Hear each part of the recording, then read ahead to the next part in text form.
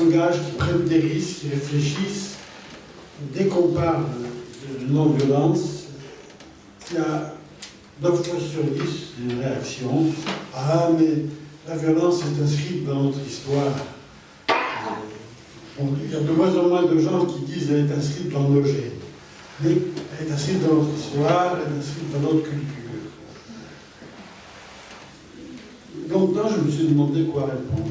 Je me suis dit, au fond, il y avait un peuple très, très violent au nord de l'Europe, les Vikings. Ces Vikings, ils se sont transformés en Normands.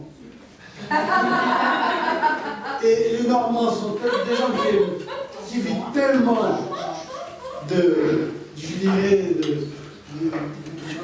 d'agresser les autres, etc., que dans les légendes, leurs prêtres, comme on dit que les Auvergnats parlent avec les cheveux, mais je dirais ça repose quand même toujours sur des fonds réels.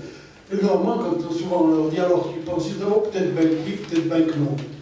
Si ils répondent peut-être bien que oui, peut-être bien que non, c'est pas parce qu'ils ne savent pas quoi répondre, c'est pour ne pas prendre le risque de décontenter l'interlocuteur. Moi je dis que, ma foi, si les Vikings sont devenus des Normands, c'est parce qu'ils ont trouvé un climat qui va permettre de le devenir. Et je pense qu'encore, le climat entre l'époque où, je dirais, si on n'utilisait pas la violence, on disparaissait, je pense que petit à petit, le climat devient favorable à justement l'utilisation de dynamiques de non-violence.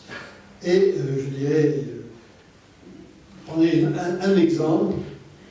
Bon, j'ai un terrain un torrent, pardon, qui traverse un terrain qui me grand-père dans la montagne.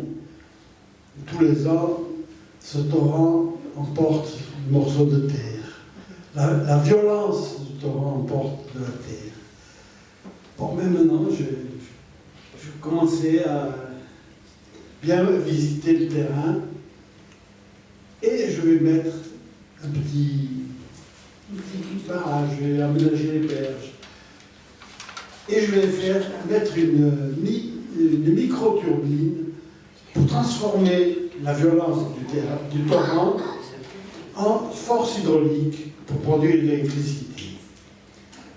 Je pense qu'il ne s'agit pas de dire « ah non, non, non, ce torrent affreux, épouvantable ». C'est-à-dire, bon, il y a une force de la nature, il y a aussi, je dirais, dans nos explosions de violence, comment les positiver, comment s'en servir, pas les refuser, mais comment les transformer, justement, comment passer de la violence à la force.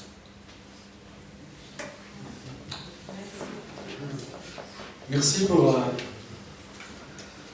cette petite taquinerie vis-à-vis du Normand que je suis. Et